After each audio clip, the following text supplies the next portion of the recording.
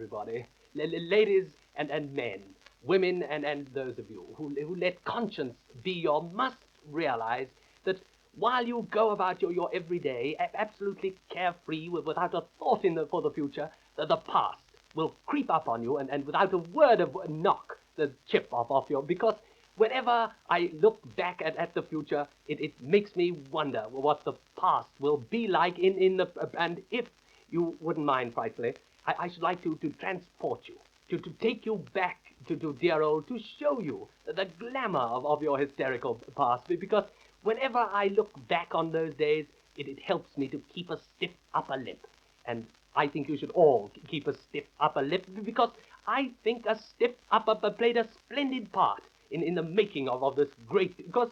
look at the great men who at one time or another have been down on their stiff uppers, because, you know, I get on frightfully well with self-made men. In America, all the men are self-made, and all the women are on the make, sort of tit for tat and vice versa. And I want you to cast what little mind you have back to the first rest period, where everything was in a state of, and people were grasping there, because Cromwell and his band of ironhead around backs from the wars of the roses he came, laying the country waste, looting and pillaging as he went from the village to village, collecting arms, legs, and anything he could lay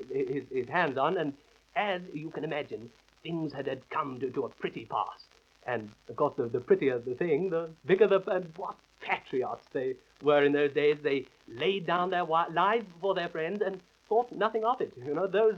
undoubtedly were the days, the glorious days of the old Regency, when pomp depended on your circumstances, and Nell Gwyn was the pride of old Drury. And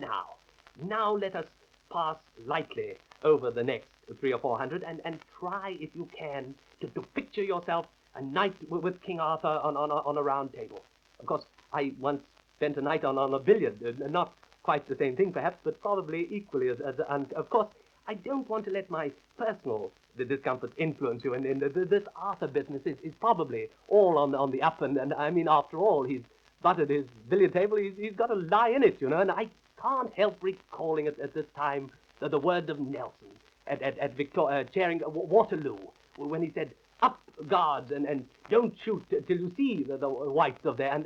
do you know that the thing that confuses me most in English history is whether Henry VII had 8 wives, or whether Henry VIII had 7, or whether Henry Hall was responsible for the whole business. And as this is something I'll probably never find out, I think I'll rest on my laurels and leave all the Henrys to rest on theirs.